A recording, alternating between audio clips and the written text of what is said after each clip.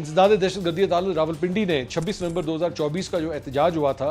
पिछले से पिछले साल, उसके ऊपर उस सिलसिले में जो एक दर्ज मुकदमा है उसमें अलीमा खान के वारंट गिरफ्तारी जो है वो जारी कर दिए गए हैं और मुलजिमा की एक रोजा हाजिरी से इस्तिस्ना की दरख्वास्त को मुस्तरद, जबकि प्रोसिक्यूशन की इस्तदा पर अदालत ने मुकदमे की समाअत रोजाना की बुनियाद पर करने का जो है वो हुक्म दे दिया है। अलीमा खान के खिलाफ मुकदमे की समाअत जो है वो कल यानी कि जुमेरात तक जो है वो मुलतवी कर दी गई और मुकदमे की समाअत ATC के जज अमजद अली शाह ने की। मुलजिमा की जानिब से उनके वकील फैसल मलिक जबकि सरकार की जानिब से प्रोसिक्यूटर जहीर शाह अदालत में पेश हुए। समाअत के दौरान 5 मुलजमान के वकला की जानिब से 10 गवाहों पर जिरा मुकम्मल कर ली गई, जबकि मुलजमान के वकला की जानिब से इन गवाहान पर आज जो है वो फिलहाल जिरा नहीं हो सकी है। मुकदमे के प्रोसिक्यूटर जहीर शाह की ने समाअत के मौके पर कहा कि इस मुकदमे की 28 समातें हो चुकी हैं। अलीमा खान की कंडक्ट की वजह से यह मुकदमा मुसलसल ताखीर का शिकार है, लिहाजा मुकदमे की रोजाना की बुनियाद पर समाअत का जो है वो हुक्म दिया जाए। बाद में अलीमा खान साहबा चूंकि मौजूद नहीं थी, हाजिरी से इस्तिस्ना की दरख्वास्त उनकी मुस्तरद कर दी गई और उनके वारंट गिरफ्तारी जो है वो जारी कर दिया, उन्हें गिरफ्तार करने का जो है वो हुक्म जारी कर दिया गया।